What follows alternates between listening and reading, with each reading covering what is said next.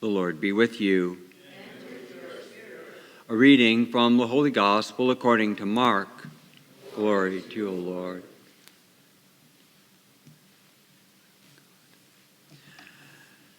The disciples had forgotten to bring bread, and they only had one loaf with them in the boat. Jesus enjoined them, "Watch out, guard against the leaven of the Pharisees and the leaven of Herod." They concluded among themselves that it was because they had no bread. When Jesus became aware of this, he said to them, "Why do you conclude that it is because you have no bread? Do you not yet understand and comprehend? Are your hearts hardened? Do you have eyes and not see, ears and not hear? Do you not remember when I broke the 5 loaves for the 5,000, how many wicker baskets full of fragments you picked up?" They answered, 12. "And when I broke the 7 loaves for the 4,000, how many full baskets of fragments did you pick up?" They answered, 7. He said to them, "Do you still not understand?" The Gospel of the Lord. Praise to you, Lord Jesus.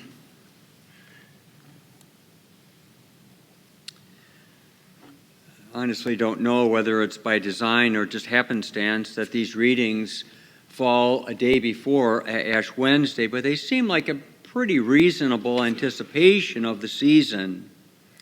The first reading isn't quite so comfortable. Well, neither is the gospel because of the slow-headedness of the disciples, but we're kind of in that crowd sometimes too, right? We're all tempted. No, there's no great insight there. We're all tempted. Probably with some degree of frequency, there are people that say, well, God is testing me. God is tempting me. Well, James makes it very clear that it's not God tempting us. The language is frequently enough there. It's often in our prayers, the Mass prayers, and probably in our personal prayers, that we feel God is testing us. I wish there was a better or a different word. Maybe it's like the parent who, I'll have to use the word challenges the child. To help them gain some understanding. It's not punishment. It's not like you did something wrong and never do it again. But they might say something in a little different kind of way. They might turn the thing or make the thing a little more challenging so that the child might have some insight about how things work or might work or how they might work better. But anytime something hard comes along, we say, well, God's testing me. What's God picking on me for? It's not only immature, it's resistant to grace, not unlike the disciples. Why were they so slow-minded?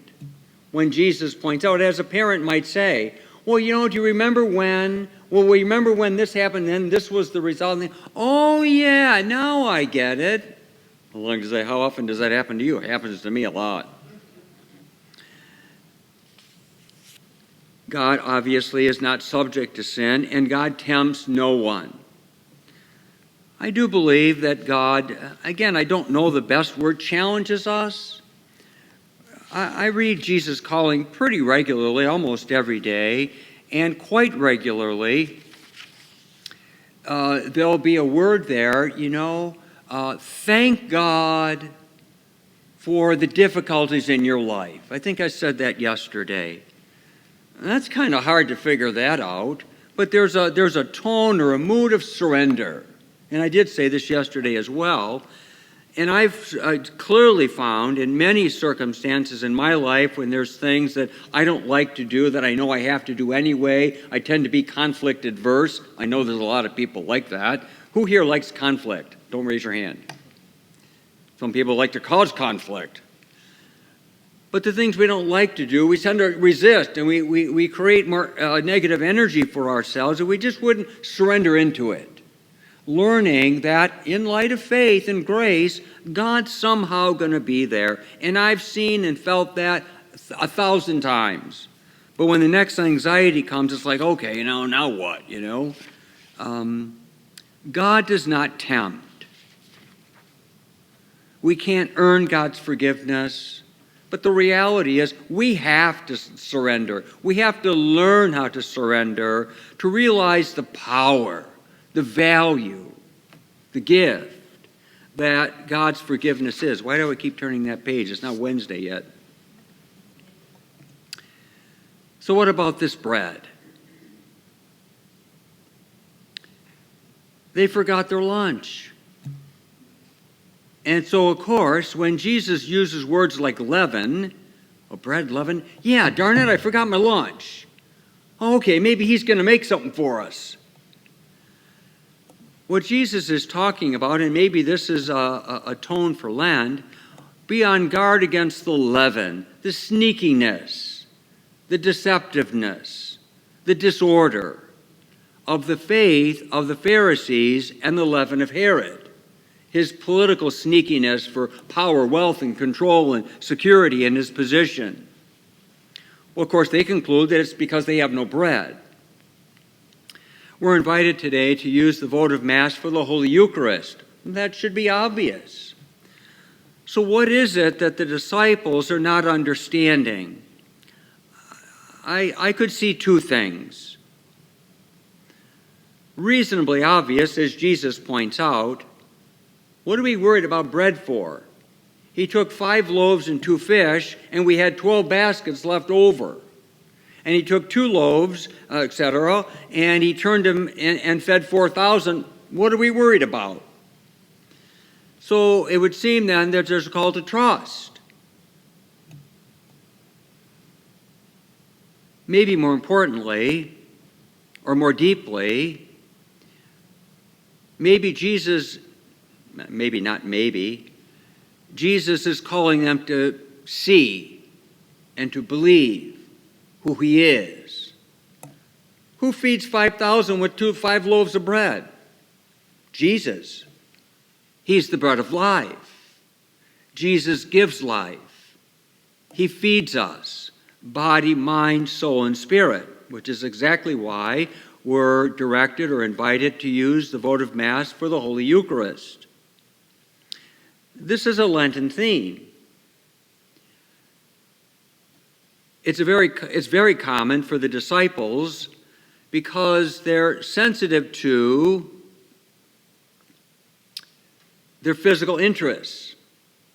Darn it, I forgot my lunch. God only knows how long we're going to be with this guy, and I'm going to miss the whole meal. I'm going to get grouchy. I'm going to need a Snickers. You remember that commercial? Tough crowd.